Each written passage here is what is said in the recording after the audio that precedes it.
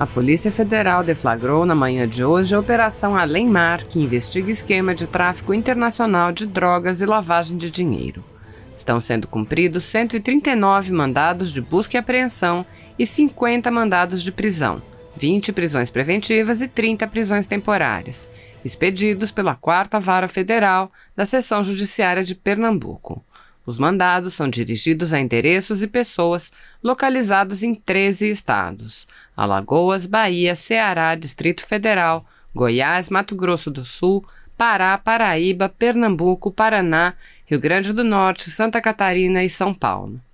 Foi determinado ainda pela Justiça Federal o sequestro de 7 aviões, 5 helicópteros, 42 caminhões e 35 imóveis urbanos e rurais, fazendas, ligados aos investigados e ao esquema criminoso, além do bloqueio judicial do valor de R$100 milhões. Participam da ação aproximadamente 630 policiais federais. 4 organizações criminosas autônomas, atuando em conexão, viabilizavam o esquema de tráfico internacional de drogas investigado na atual operação, por meio do qual toneladas de cocaína foram exportadas para a Europa via portos brasileiros, especialmente no Porto de Natal, no Rio Grande do Norte. A primeira célula do grupo, estabelecida em São Paulo, promove reiteradamente a internação de cocaína através da fronteira do Brasil com o Paraguai, transportando-a via aérea até o estado de São Paulo e distribuindo-a no atacado para organizações criminosas estabelecidas no Brasil e na Europa.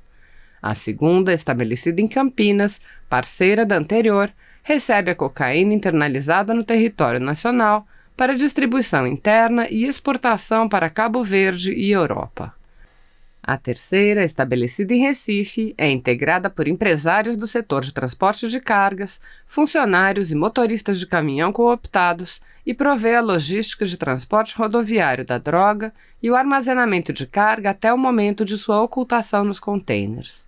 A 4ª parte da organização criminosa, estabelecida na região do Brás, em São Paulo, atua como banco paralelo, disponibilizando sua rede de contas bancárias, titularizadas por empresas fantasma de fachada ou em nome de laranjas, para movimentação de recursos de terceiros, de origem ilícita, mediante controle de crédito-débito, cujas restituições se dão em espécie a partir de TEDs, inclusive com compensação de movimentação à vida no exterior, dólar-cabo.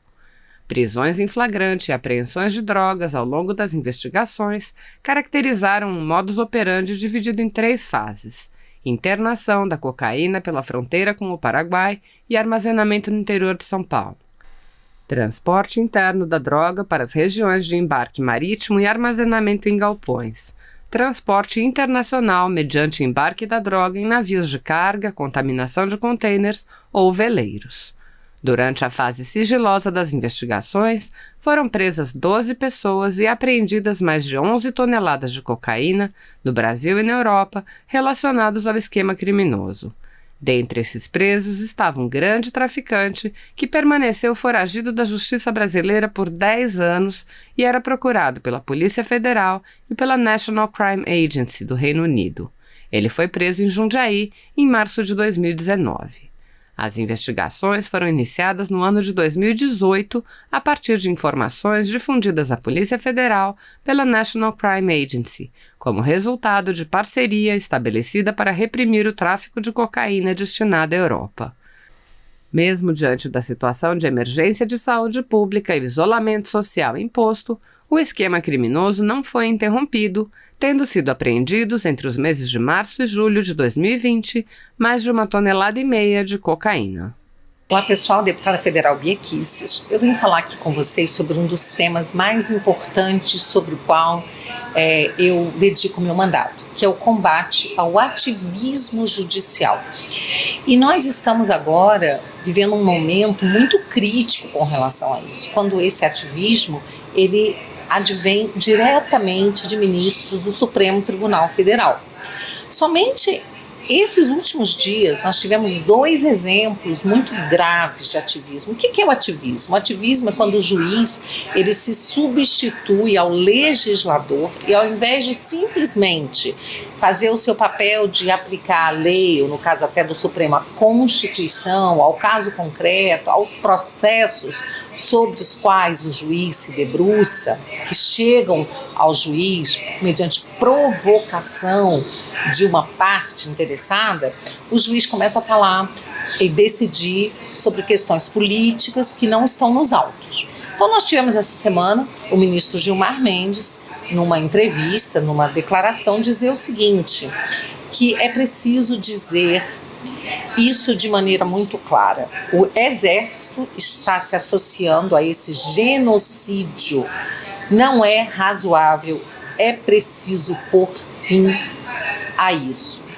Então, a gente fica pensando assim, de que genocídio, em primeiro lugar, o ministro está falando, né? Porque nós vivemos nos últimos governos um genocídio, aí sim, verdadeiro, de jovens, né, de negros, de pessoas pobres, que têm sido assassinadas, e não só negros e pobres, mas toda a sociedade, que realmente nessas camadas mais pobres da sociedade aumenta a violência, né? Mas pessoas de todas as camadas sociais, de todos os níveis intelectuais, de todas as profissões, têm sido vítimas, sim, de assassinatos, 60 mil pessoas por ano, sem que o Estado tenha sido capaz de proteger essas pessoas. Aí a gente pode falar de genocídio, mas no governo atual, que genocídio é esse? Quem é que está cometendo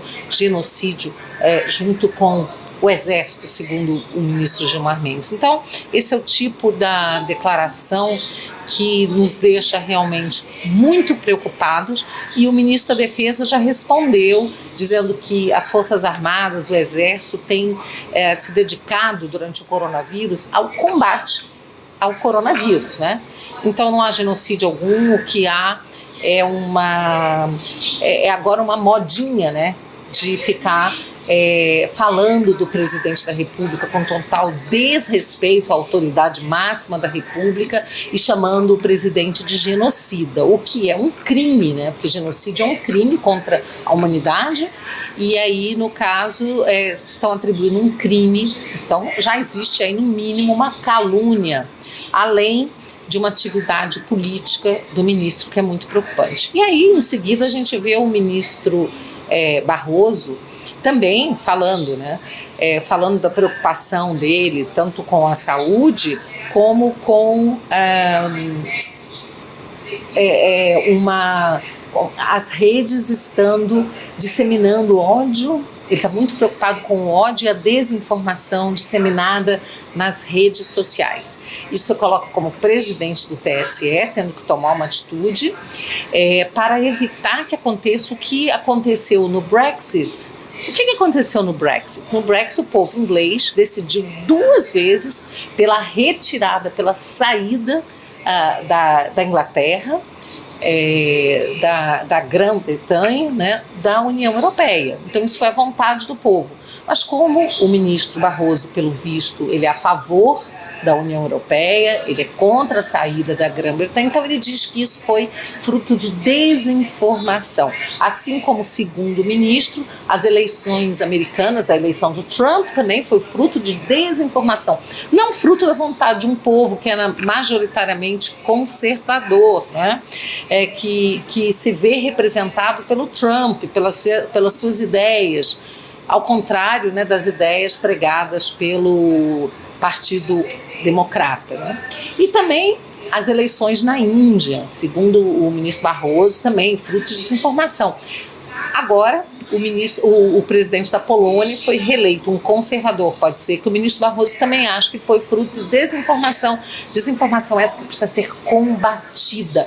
Como é que ele está combatendo isso, gente? Combatendo chamando as plataformas, dizendo que elas têm que retirar, né? Elas têm que cuidar para que não haja fake news. E o ministro tem que retirar das plataformas aquelas informações que, segundo ele, desinforma. Aí o ministro, né, ele diz o seguinte, que ele conta, olha que bonito, gente, vocês têm certeza que vocês vão ficar emocionados. Contamos com a imprensa profissional que sabe separar fato de opinião, a gente tem visto isso, que se move por preceitos éticos, a gente também tem visto isso, e que possa fazer o filtro dessas bobagens que circulam nas redes ao lado dos checadores de fato. Aí eu trouxe, né, essa informação de que foi uma pesquisa feita pelo Instituto Global Edelman Trust Barometer, tá? É um estudo feito por eles em 2018, disse o seguinte, que a imprensa, tá? A imprensa, ela é a instituição menos confiável globalmente. Então, esse resultado apontou que em 22 dos 28 países onde a pesquisa foi feita, ela se encontra no território da desconfiança. E o Brasil certamente é um desses países, se não foi incluído na pesquisa, se fosse incluído, certamente seria um desses países onde a imprensa está realmente assim, um dos últimos locais, uma das últimas posições de instituição confiável, não é? A gente tem assistido jornalista que torce para presidente morrer, pesquisas que são feitas, né, depois desmentidas, pesquisas eleitorais que são feitas, divulgadas pela imprensa e depois são desmentidas nas urnas. A gente tem visto aí que na questão até do coronavírus, a imprensa se valendo de dados científicos que mudam toda semana, né? Então a gente sabe que não tem uma cobertura parcial, lamentavelmente, por boa parte da imprensa, mas é com essa mídia aí que o ministro Barroso descontar essa imprensa profissional para dizer, junto com os checadores de fatos, o que é verdade, o que é mentira, né, e impor aí um cala-boca, uma censura às redes sociais. Então, assim, eu estou deveras preocupada com isso, tá? Como parlamentar, trabalho todos os dias, né, para combater esse ativismo judicial. Tem uma série de projetos de lei contrários ao ativismo, que visam a responsabilizar esse ativismo, criminalizar toda vez que houver uma usurpação de poder. Isso tem acontecido muito porque, lamentavelmente, o parlamento tem se colocado de joelhos, subserviente ao Supremo Tribunal Federal. E a gente sabe que tem aí parlamentares que têm problemas perante a justiça, né, que temem realmente que haja uma investigação, uma denúncia, que o Supremo possa condená-los. Mas é isso aí, né? A gente precisa encarar esse fato, né? A gente sabe que você não precisa dever para a justiça para poder ser investigado. Hoje a gente vê isso, né? Existe, além do ativismo todo, né? Agora esse ativismo também foi para inquéritos, né? Ele agora também está sendo utilizado em inquéritos penais, né? Aí no Supremo Tribunal Federal, que está avançando sobre a base de apoio do presidente Bolsonaro. Então a situação é toda muito preocupante e nós temos que continuar sempre atentos, e vocês podem contar com o meu trabalho no combate ao ativismo, que é uma forma da gente preservar a democracia. Enquanto os juízes quiserem fazer leis, quiserem investigar, quiserem decidir quem vai ser diretor da polícia, ou seja, quiserem usurpar sobre competência do executivo e do legislativo, nós não teremos uma democracia efetiva.